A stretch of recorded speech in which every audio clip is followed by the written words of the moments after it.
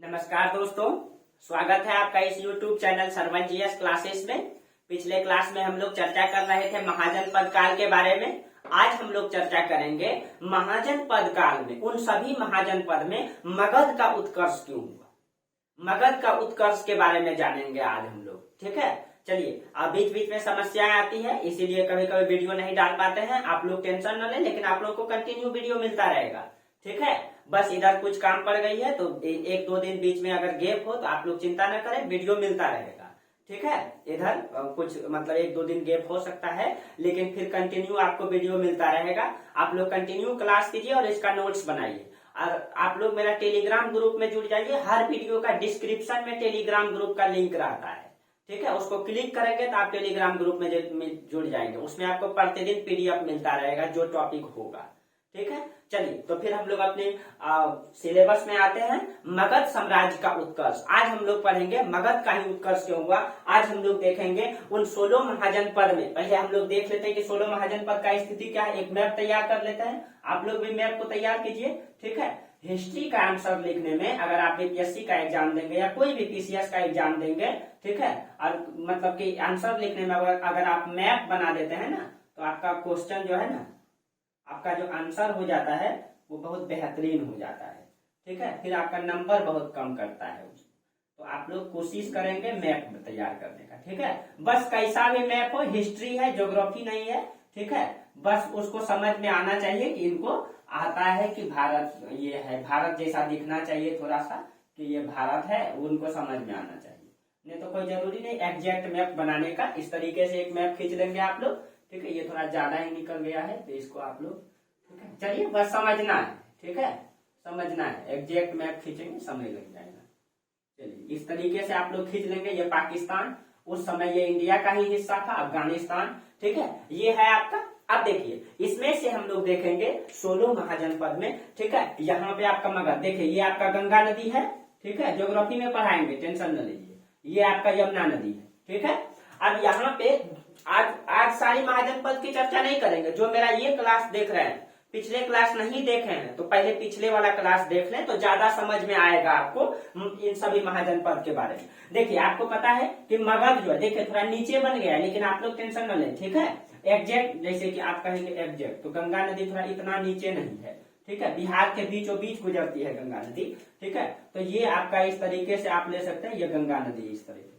ठीक है, ये आपका बिहार है अब। ठीक है, और यहाँ पे आपका यमुना नदी है। ठीक है, अब देखिए यहाँ पे आपका मगध पड़ता है, यहाँ पे आपका मगध पड़ता है।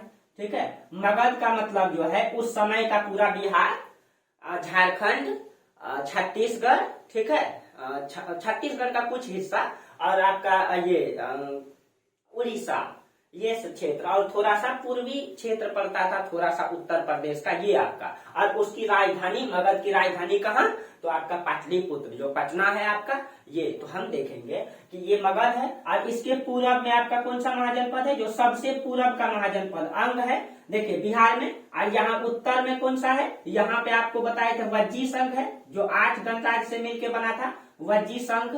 ठीक है, अब वज्जी संघ के यहाँ पे बगल में मल्ल था आपका, यहाँ पे आपका मल्ल। ठीक है, जो गंडक नदी अलग करती है। उसके बाद देखिए मगध का इधर में यहाँ पे आपका पड़ता था काशी, यहाँ पे आपका काशी है, काशी है। ठीक है, और काशी के बगल में यहाँ पे कौशल है, यहाँ आपका कौन सा है, कौशल है। ठीक है, कौशल सबको नहीं बनाएंगे। अब देखिए उसके बाद ये यमुना की सहायक है चंबल नदी, जो इधर मालवा की पठार से आ जाती है, गुजरती है वो। और यहीं पे जो मतलब कि ये चंबल नदी की लास्ट में यहाँ पे आपका अवंती पड़ता है, जो मध्य प्रदेश में है, अवंती। और इसके बगल में यहाँ पे आपका पड़ता था, यहाँ पे आपका चेदी, चेदी, और यहाँ पे आपका वत्स, वत्स। ठीक है, वत्स। ठीक है, इनको देख लीजिएगा कि उल्टा तो नहीं बना दिए हम। वत्स नहीं, वत्स यहाँ पे पड़ेगा आपका, वत्स। ठीक है, यहाँ पे आपका वत्स पड़ेगा और यहाँ पे आपका चेदी पड़ेगा, यहाँ चेदी। ठीक है, सबको नहीं बनाएंगे, जिसका अभी संबंध है इससे उसी को। और आपको पता है कि लास्ट में यहाँ पे गोदावरी नदी गुजरती है, और गोदावरी नदी के पास सबसे दक्षिण वाला जो था आपका अस्मक है, अस्मक है। ठीक है, अब देखिए उसके बाद एक पाकिस्तान में गंधार है, गंधार। ठीक है, ये गंधार है। अफगानिस्तान में कंबोज है, ठीक है, और बहुत सारा है, लेकिन जिसका इम्पोर्टेंट यहाँ पे आपका मत्स्य है, इधर पुरु है, जो भी है, लेकिन इसका जरूरत है आज हमको। पिछले क्लास में जो भी था सोलो के बारे में चर्चा कर दिए। अब हमको ये चर्चा करना है कि उन सभी में क्या योग्यताएं थी इस मगध में, ठीक है, जो मगध ने क्या क्या इन सभी को जीत लिया और एक साम्राज्य का निर्माण किया। राज्य से इन्होंने बड़ा फैलाया और साम्राज्य का निर्माण किया, और एक समय में इसी मगध में आएगा हर्यक वंश जो इन सभी को जीतेगा। उसके बाद आएगा शिशुनाग वंश, नंद वंश, और जब मौर्य वंश आएगा, यही मगध की सत्ता जो है पूरे ये बांग्लादेश से लेकर के पूरे के पूरे अफगानिस्तान नहीं, ईरान का भी कुछ हिस्सा इसके साम्राज्य में शामिल था। अगर अप्रत्यक्ष रूप से बोला जाए तो सीरिया का हिस्सा जो सेल्यूकस निकेटर जहां शासन करते थे, कहीं कहीं चंद्रगुप्त मौर्य की वो अधीनता स्वीकार करते थे। उन्होंने अपनी पुत्री का विवाह करवाया था चंद्रगुप्त मौर्य से। तो देखेंगे कि एक मगध में क्या खासियत थी, यहाँ के राजाओं में क्या गुण था, यहाँ की मिट्टी में क्या गुण था, जिन्होंने इन सभी महाजनपद में मगध का उत्कर्ष होता है। क्यों अस्मक का उत्कर्ष क्यों नहीं हुआ, अवंती का उत्कर्ष क्यों नहीं हुआ, गंधार का उत्कर्ष क्यों नहीं हुआ, कंबोज का उत्कर्ष क्यों नहीं हुआ? अगर उत्कर्ष हुआ तो मगध का ही उत्कर्ष क्यों हुआ? क्या खासियत थी यहाँ की? इन सभी चीजों के बारे में आज हम लोग चर्चा करते हैं, ठीक है। तो चलिए एक एक करके इसका उत्कर्ष का सबसे प्रमुख कारण क्या है, पहले उसको हम लोग देख लेते हैं। तो मगध के उत्कर्ष का जो सबसे पहला कारण है भौगोलिक कारण है, ठीक है। देखिए सबसे पहला कारण भौगोलिक कारण, ठीक है, भौगोलिक कारण। दूसरा कारण है इसका खनिज संसाधन, ठीक है, दूसरा कारण है इसका खनिज संसाधन। अभी इन सब के बारे में चर्चा करते हैं, खनिज संसाधन, ठीक है। तीसरा कारण है इसका वैदिक संस्कृति का विस्तार न होना, वैदिक संस्कृति का विस्तार न होना, संस्कृति का विस्तार। आप कहेंगे न होना मतलब क्या हो गया, अभी इनके बारे में चर्चा करते हैं, न होना, ठीक है। उसके बाद चौथा में है आपका वैदिक संस्कृति का विस्तार न होना, हाथियों का बेहतर उपयोग,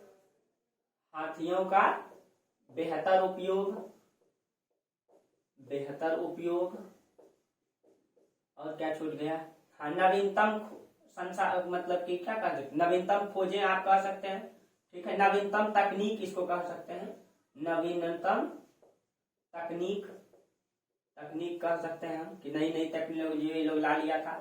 छठा में सब चीजें हैं, ठीक है, आपके पास सभी संसाधन है। आपको खाना बनाने के लिए 100 प्रकार का सब्जी ला दिया जाए, मसाला दे दिया जाए, नमक दे दिया जाए, हल्दी दे दिया जाए, यानी सारे प्रकार का सब्जी भी रख दिया जाए। लेकिन अगर बनाने वाला ही बुड़बक हो तो वो 1000 प्रकार का भी सब्जी बर्बाद कर देगा। अगर या तो नमक थोड़ा सा ज्यादा दे देगा या कम दे देगा तो चौपट हो जाएगा। इसका मतलब ये होता है सब्जी 5 प्रकार का हो, लेकिन बनाने वाला अगर बेहतर होता है तो वो 5 प्रकार को ही वो 50 प्रकार में बदल देता है। उसको आलू दे दीजिए तो आलू का वो आलू चॉप बना देगा, चोखा बना देगा, भुजिया बना देगा, आलू का पापड़ बना देगा, यानी कि एक ही आलू को वो 5 प्रकार में बदल देगा। ऐसे एक प्रकार बनाता कोई, एक चोखा बनाता या भुजिया बनाता, लेकिन एक बनाने वाला अगर बेहतर होता है तो वो उसी का 5 प्रकार से बेहतर उपयोग कर लेगा ना। एक सब्जी का गोभी डाल दीजिए, गोभी का बैगन डाल दीजिए, बैगन का भी भुजिया बना देगा, बैगन का चॉप बना देगा, यानी कि जो भी है, ठीक है, आप समझ गए होंगे। तो उसी तरीके से इन सारे संसाधन था, इन सारे संसाधन होने के बावजूद आपके पास अपनी योग्यता भी तो होनी चाहिए। लगभग सभी के पास बीपीएससी आईएएस देने के लिए संसाधने हैं, मोबाइल सबके पास है। क्या मोबाइल का सब कोई बेहतर उपयोग कर पा रहे हैं?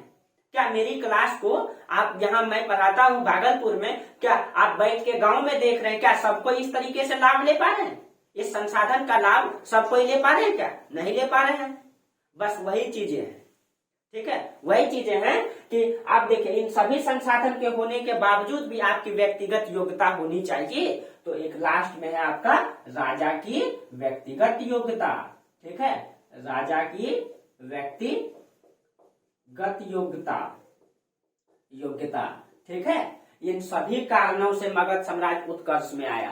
तो एक एक करके हम इसका चर्चा करते हैं, ठीक है, एक एक करके इन सब के बारे में। जैसे भौगोलिक कारण क्या है, देखिए भौगोलिक कारण क्या है, भौगोलिक कारण ये है, ये आपका मगध है, मगध जो है ये आपका इधर से आती है एक नदी सोन नदी, सोन नदी उत्तर से आपका यहाँ पे वज्जी संघ और मल्ल को अलग करती है, यहाँ पे आपका ठीक है गंडक नदी, गंडक नदी ठीक है, यहाँ गंडक नदी, इधर से आपका सोन नदी ठीक है, और ये आपका इधर से उत्तर से गंगा नदी और कई सारी नदियां हैं इस क्षेत्रों में। सोन है, सोन के बाद पुनपुन है ठीक है, इधर आपका किऊल नदी है, बरवा नदी है ठीक है, अजय नदी है, कई सारी नदियां हैं दक्षिण बिहार में। उत्तर बिहार तो पूरा नदियों से ही भरा हुआ है, पूरा उपजाऊ क्षेत्र है। अब देखिए तो सबसे पहले क्या हो गया, नदियों से घिरे होना। अब देखिए यहाँ समझिए आप लोग, मान लीजिए ये मगध है, मगध है, मगध कहाँ है तो गंगा नदी, ये गंगा नदी है, तो उत्तर में इसका गंगा नदी, यहाँ पे आपका ऐसे करके सोन नदी, और इसके ऊपर में यहाँ पे गंडक नदी है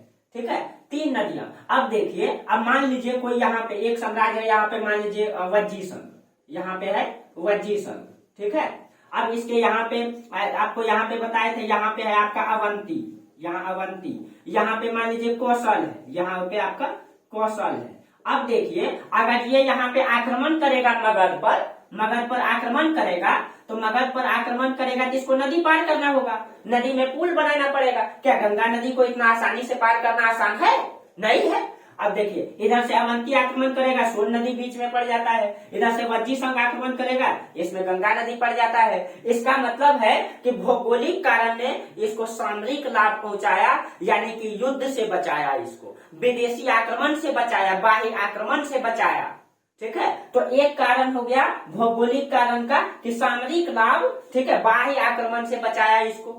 दूसरा कारण क्या, अब देखिए इन सारे नदियों के होने के कारण, और बिहार में बहुत सारी नदियां हैं दोनों तरफ से, इन सारे नदियों के होने के कारण आपको पता है गंगा का पूरे मैदान को, जब गंगा गंगोत्री से निकलती है वहां से लेकर के गंगा गिरती है कहाँ पे, बंगाल की खाड़ी में ठीक है, बंगाल की खाड़ी में गंगा सागर के पास ठीक है। अब देखिए जहां से गंगा निकलती है और जहां गिरती है उस पूरे क्षेत्रों को तीन भागों में बांटा गया है।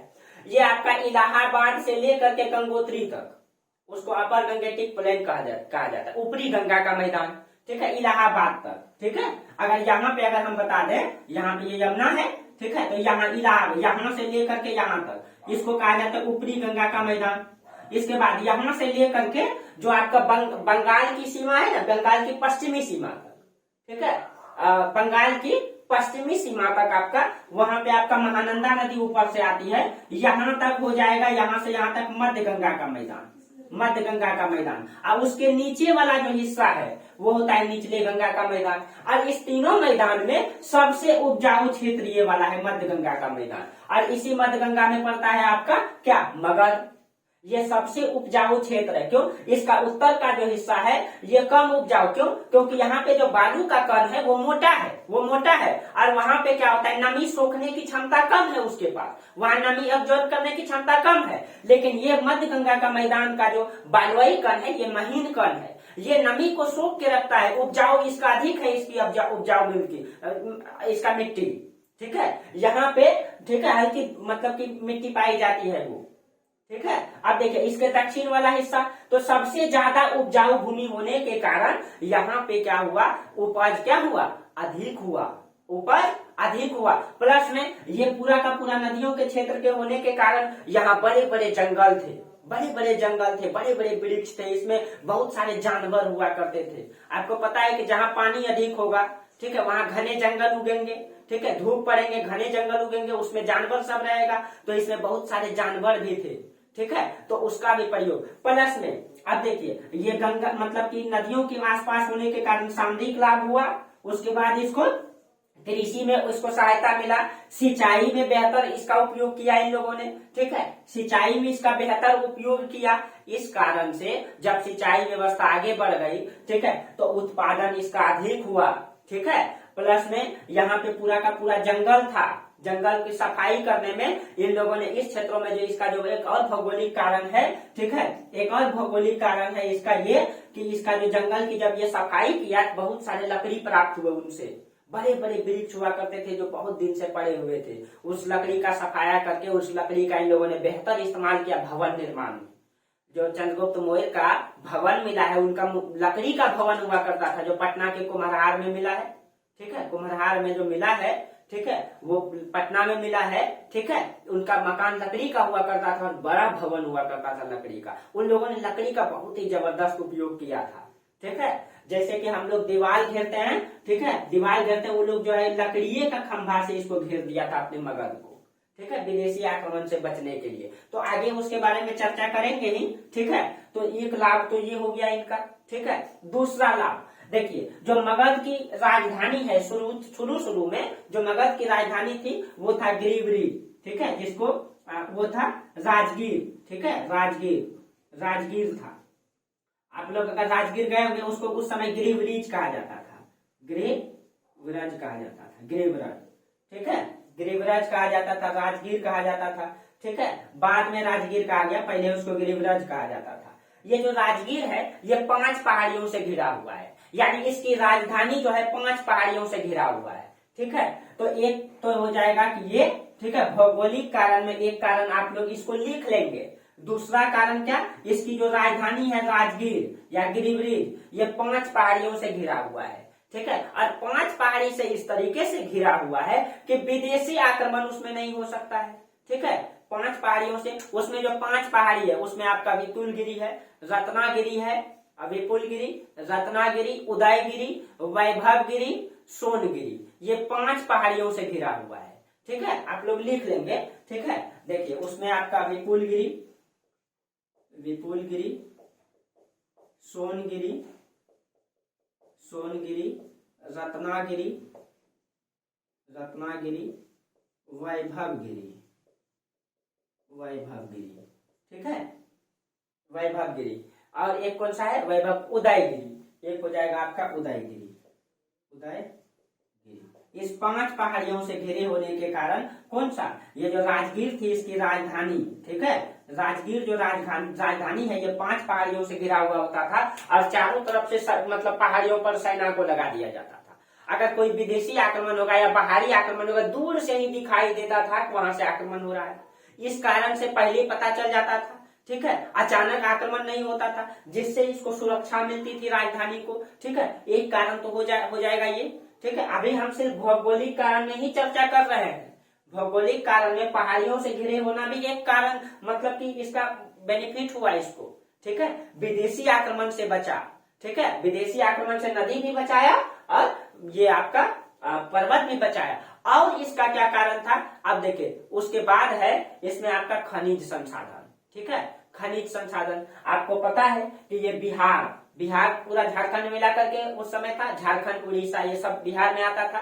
ठीक है, आपको पता है झारखंड का जो छोटा नागपुर का पठार है, भारत में सबसे ज्यादा खनिज संसाधन का भंडार वहीं पे है, कोयले का, लोहे का। और आपको ये भी पता है कि भारत में सबसे पहले कोयले की खोज लोहा का आविष्कार वहीं के लोगों ने किया था, छोटा नागपुर के पठार के आसपास के लोगों ने। ठीक है, यहीं पे सबसे पहले लोहे का प्रमाण मिला है। ठीक है, तो उसके बाद तो खनिज संसाधन का अब दूसरा देखते हैं हम लोग, खनिज संसाधन। ठीक है, अब देखिए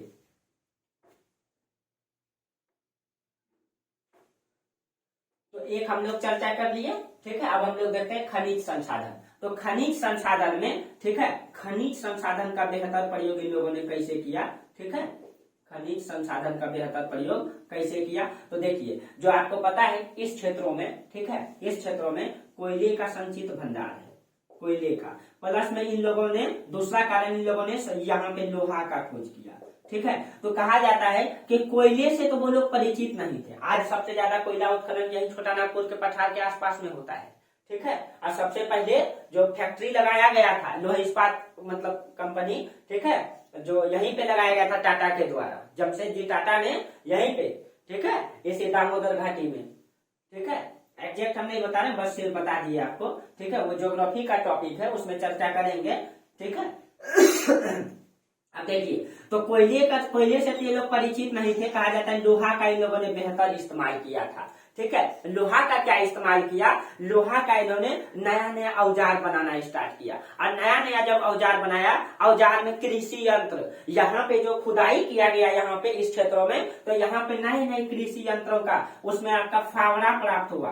ठीक है, फावड़ा, जो आपका वो हल का जो फाल होता है वो फाल प्राप्त हुआ, ठीक है। वो जो कटार होता है, कटार, ठीक है, कटार जिससे वो लोग वृक्ष की कटाई में कुल्हाड़ी टाइप का एक बना हुआ कुल्हाड़ी जो मिला है, ठीक है, वो जो कुल्हाड़ी टाइप का बना हुआ मिला है, इन सब का वो लोग सबसे पहले क्या किया, इस नए मतलब लोहे का नए नए औजार बनाना स्टार्ट किया सबसे पहले, क्योंकि इसी क्षेत्रों में लोहे का आविष्कार हुआ था, ठीक है। और कहा जाता है कि इसका उन लोगों ने बेहतर उपयोग किया, किसमें, कृषि यंत्र का निर्माण करने में, कृषि यंत्र में फावड़ा, कुदाल, ठीक है, वो सब चीजों का कटार, इन सब चीजों का लोहे का बनाना स्टार्ट किया। और कहा जाता है कि इसमें उन लोगों ने हाथियों का बेहतर जबरदस्त उपयोग किया। क्या किया, आपको पता है कि ये पूरा का पूरा जंगल हुआ करता था, उसमें जब जंगल हुआ करता था तो उन लोगों ने क्या किया, ठीक है, जो बड़े मतलब नए नए औजार बनाए, मतलब कि लोहे के, इससे पहले लोहे से कोई परिचित नहीं था, इन लोगों ने लोहा का औजार बना करके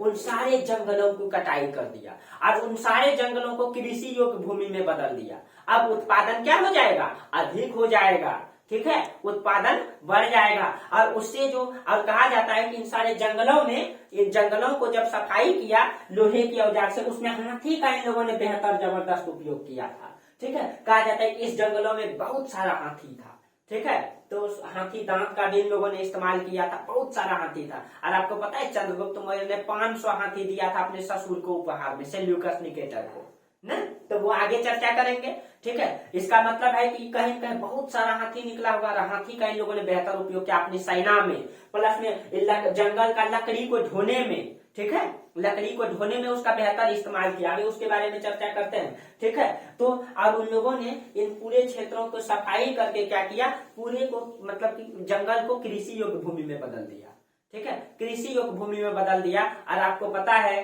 ठीक है, अभी तक क्या हुआ था, आपको पता है कि आर्थिक कारण, यानी कि आर्थिक विकास किसको जन्म देता है, सामाजिक विकास को। इससे क्या हो गया, इन सारे मतलब कि औजार ने क्या किया, कृषि उपज को बढ़ा दिया, कृषि उपज को क्या किया, कृषि उपज को बढ़ा दिया।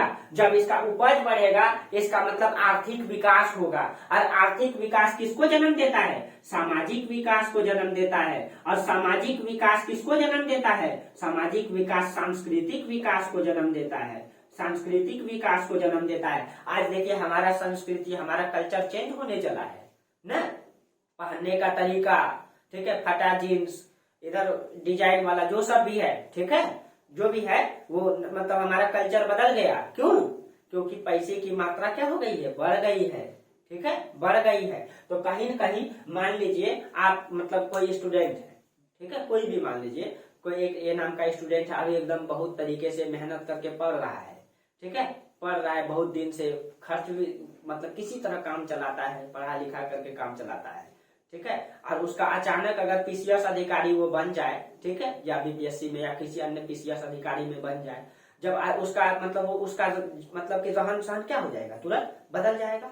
और रहन सहन यानी क्यों उसका अर्थव्यवस्था चेंज हो गया, उसको पैसा बहुत ज्यादा मिलने लगा। वह उसको मंथली में 5,000 महीना मिलता था, उसमें रेंट भरना पड़ता था, रूम प्लस में खाना होता था, कोचिंग जाना होता था, कोचिंग फीस, अन्य बहुत सारी। लेकिन अब उसका अचानक उसका जीवन में क्या परिवर्तन हो गया, वो पीसीएस अधिकारी बन गया, उसका अचानक वेतन हो गया 1 लाख। अब उसका रहन सहन क्या हो जाएगा, अलग हो जाएगा, यानी कि उसका रहने का तरीका अलग हो जाएगा, वही तो सामाजिक विकास हुआ। अब वो जो खान पान है उसमें चेंजिंग हो जाएगा, उसका पहनने का तरीका चेंजिंग हो जाएगा, वही तो सांस्कृतिक विकास हुआ उसका। तो आर्थिक विकास जो है, ठीक है, यहाँ पे आप लिख सकते हैं कि आर्थिक विकास किसको जन्म देता है, आर्थिक विकास सामाजिक विकास को जन्म देता है, सामाजिक विकास सांस्कृतिक विकास को जन्म देता है, ठीक है। तो वही चीजें होगा मगध के साथ, मगध का हर तरीके से विकास होना प्रारंभ होगा, हर तरीके से क्या होगा, विकास होना प्रारंभ होगा, ठीक है। अब देखिए, तो एक तो आपका खनिज संसाधन का मतलब बेहतर उपयोग किया, खनिज संसाधन में वो लोग लोहा का बेहतर इस्तेमाल किया, ठीक है। उसके बाद अब देखिए कहेंगे वैदिक संस्कृति का विस्तार न होना, ये कैसे लाभदायक हो सकता है कि वैदिक संस्कृति का विस्तार नहीं होगा तो लाभदायक होगा, ये कैसे हो सकता है कि वैदिक संस्कृति अगर नहीं फैला मगध के क्षेत्रों में तो ये मगध के सत्ताओं में जो है लाभ का काम किया वो, ठीक है। तो उनको देखिए कहा जाता है कि वैदिक संस्कृति में ये कहा गया है, ठीक है, आपका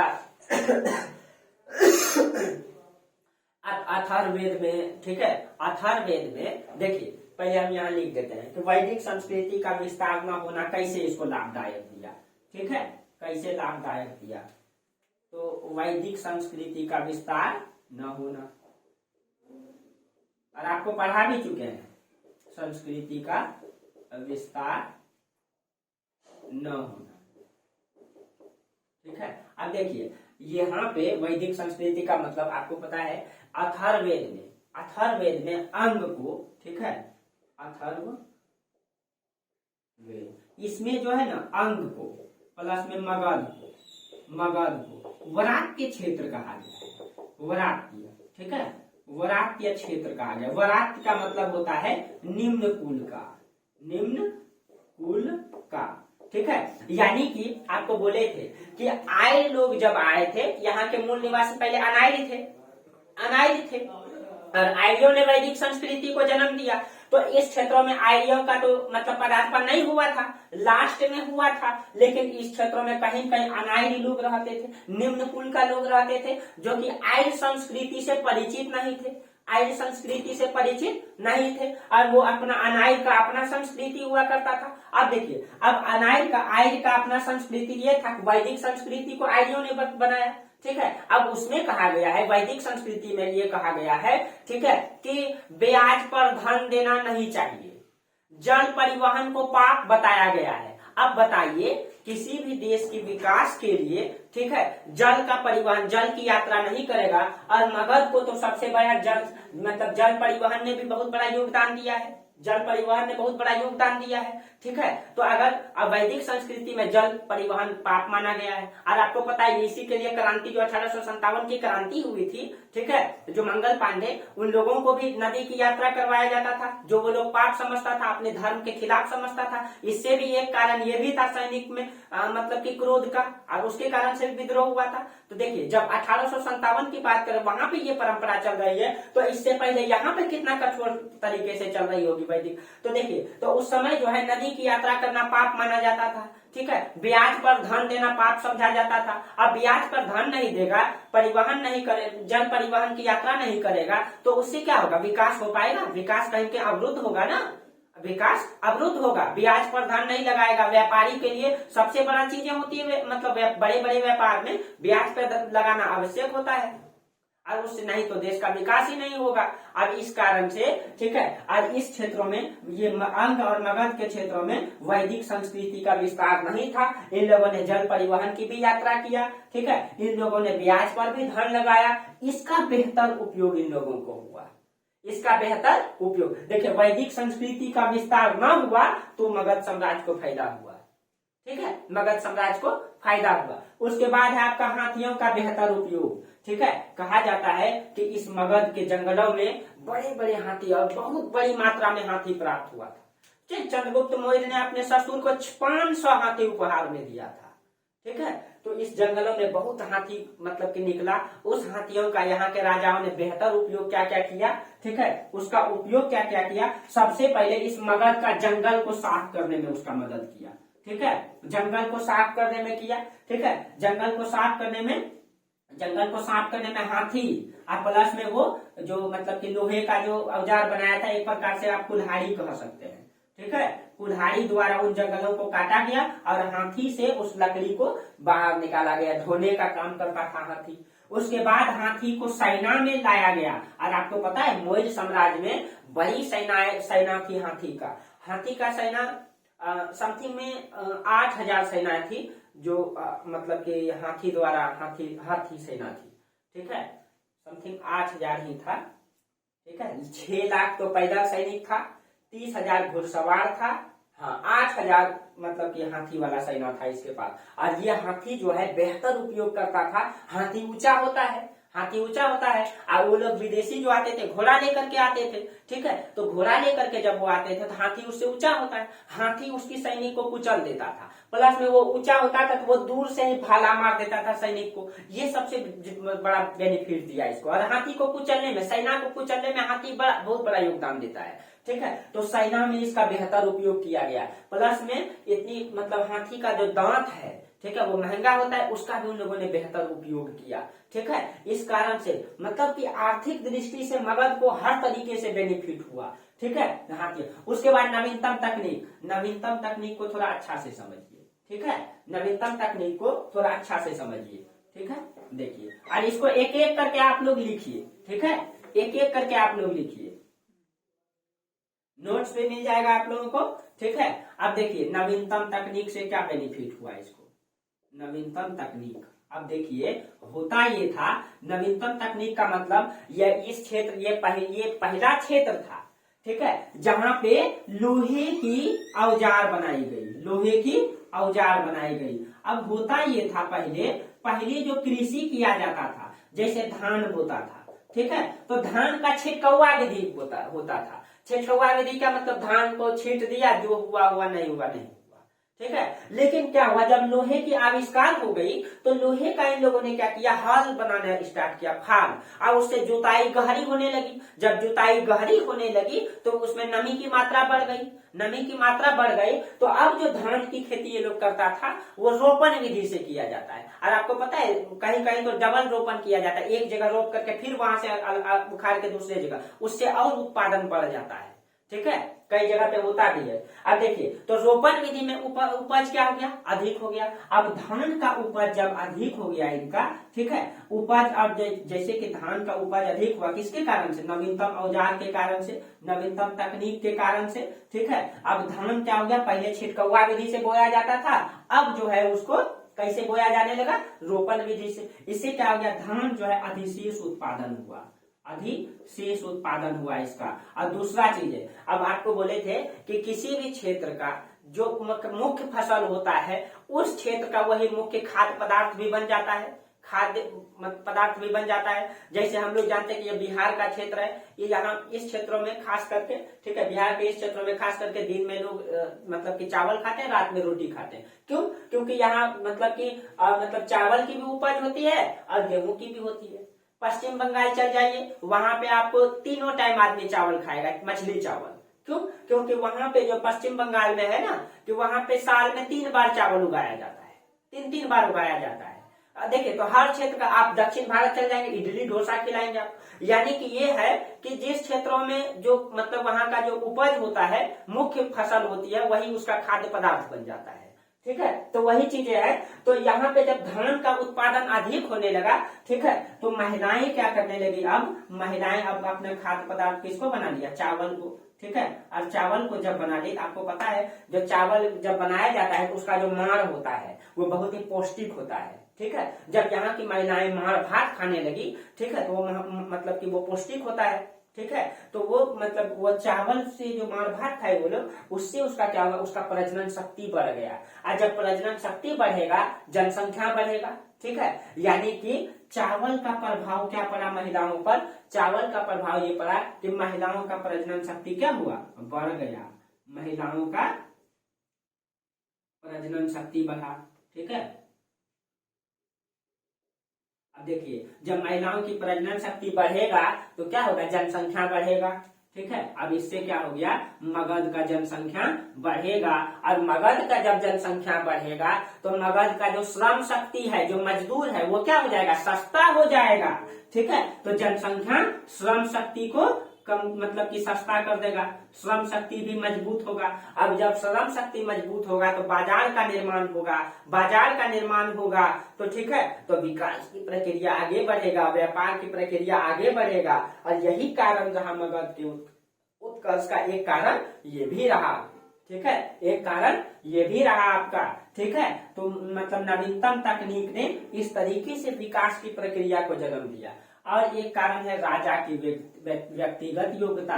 देखिए, हम अभी आपको जस्ट बोले, ठीक है, आपके पास 100 प्रकार की सब्जी है, ठीक है, लेकिन आप उसको सही से अगर बनाने नहीं जानते हैं तो सब बर्बाद हो जाएगा। या तो एक मतलब चम्मच ज्यादा नमक हो जाएगा तो सारा चौपट हो जाएगा, ठीक है, या फिर नमक नहीं होगा तो भी चौपट हो जाएगा। ठीक है, या चोखा बन जाएगा सब अगर आपको, लेकिन वही बेहतर बनाने वाला व्यक्ति क्या करेगा, आलू का ही 5 प्रकार बना देगा, भुजिया बना देगा, आलू पराठा बना देगा, ठीक है, आलू का चोखा बना देगा, आलू चॉप बना देगा, यानी कि उसी को आपको कई प्रकार से परोस के दे देगा बेहतर व्यक्ति। तो कहा जाता है यहाँ के बिहार के राजा में जो योग्यताएं होती थी, वहां के राजाओं की व्यक्तिगत योग्यता ने मगध साम्राज्य का उत्कर्ष में बहुत बड़ा योगदान दिया। ठीक है, व्यक्तिगत योग्यता में मगध साम्राज्य के राजाओं का बहुत बड़ा योगदान दिया। ठीक है, राजा की व्यक्तिगत योग्यता। ठीक है, तो यहाँ पे देखेंगे हर्यक वंश में राजा आएंगे बिंबिसार, अजात शत्रु, ठीक है, जो कई सारे परंपरा को जन्म देंगे। अपने साम्राज्य का विस्तार करने के लिए युद्ध से करेंगे, विवाह परंपरा से करेंगे, कई सारे परंपरा को ये जन्म देंगे। युद्ध मतलब अपनी राज्य का विस्तार करने के लिए वो अपना मतलब योग्यताओं को जो उपयोग किए हैं उन्होंने, वो बेहतर किए हैं। अपने राजधानी को घेरने का काम, सिंचाई का बेहतर उपयोग, यानी कि राजा की व्यक्तिगत योग्यता भी, इन सारे कारणों के बावजूद राजा के व्यक्तिगत योग्यता बहुत बड़ा भूमिका निभाया इस मगध साम्राज्य को उत्कर्ष करने। ठीक है, अब इसी कारण से, ठीक है, मगध का उत्कर्ष हुआ। अब कहेंगे अवंती का उत्कर्ष क्यों नहीं हुआ? अवंती भी तो खनिज संसाधन क्षेत्र में पड़ता है, खनिज संसाधन क्षेत्र में पड़ता है। ठीक है, इसका उत्कर्ष क्यों नहीं हुआ? अस्मक का उत्कर्ष क्यों नहीं हुआ? गंधार का क्यों नहीं हुआ? कंबोज का क्यों नहीं हुआ? क्या खासियत है बिहार की धरती का, जो बिहार की धरती से ही मगध साम्राज्य का उत्कर्ष हुआ और केंद्र मान करके इस पूरे, ठीक है, एक समय आएगा कि पूरे मतलब कि हिंदुस्तान ही नहीं, लगभग 6-7 कंट्री जैसे क्षेत्र पर कब्जा करके मौर्य साम्राज्य इतने बड़े क्षेत्र में शासन करेगा। ठीक है, तो देखिए अब हम लोग पढ़ेंगे मगध साम्राज्य का उत्कर्ष पढ़ लिए। अब मगध साम्राज्य के उत्कर्ष में कौन राजा पहले आएगा? तो कल से हम लोग पढ़ेंगे मगध साम्राज्य में राजवंश। सबसे पहले कौन सा राजवंश आता है? जैसे हर्यक वंश, ठीक है, शिशुनाग वंश, नंद वंश। अब एक एक वंश के बारे में हम लोग पढ़ेंगे। ठीक है, चलिए अब यहाँ तक आप लोगों को समझ में आया होगा। ठीक है, और जहाँ समझ में नहीं आया आप कमेंट कीजिए। ठीक है, और देखिए ये सब चीजों को जानते रहिए। ये हमारा बिहार का नहीं, भारत का इतिहास है, और ये भारत का इतिहास जो है ये गौरवान्वित करने वाली है कि इस बिहार की धरती से इतने बड़े साम्राज्य का संचालन किया जाता था। ठीक है, इतने बड़े साम्राज्य का संचालन इस बिहार की धरती से किया जाता था। आप गौरवान्वित करने वाली बात है। ठीक है, हर व्यक्तियों को, हर बिहारियों को, हर देश के वासियों को जानना चाहिए इसके बारे में। ठीक है, यही बिहार से इस पूरे क्षेत्रों का शासन किया जाएगा, पूरे क्षेत्रों पर शासन किया जाएगा। यही बिहार में बड़े बड़े विश्वविद्यालय खुलेंगे। ठीक है, और आज वही बिहार का हालत क्या है? तो जब तक आप इतिहास को नहीं जानेंगे वर्तमान को कैसे सुधारेंगे? ठीक है, इसीलिए ठीक है, चलिए आप लोग सभी को इस इतिहास को जानना चाहिए। ठीक है, चलिए आप लोगों को अच्छा लगता है तो वीडियो को लाइक शेयर जरूर कीजिए, आगे जरूर बढ़ाइए। ठीक है, तो हम और बेहतर से बेहतर करेंगे। तो अगले क्लास में फिर हम लोग चर्चा करेंगे इससे आगे मगध साम्राज्य से लेकर के। ठीक है, चलिए आज आप लोग नोट्स के लिए टेलीग्राम ग्रुप में जरूर जुड़ जाएंगे। चलिए ठीक है, आज हम लोग यही तक चर्चा करेंगे। तब तक के लिए धन्यवाद।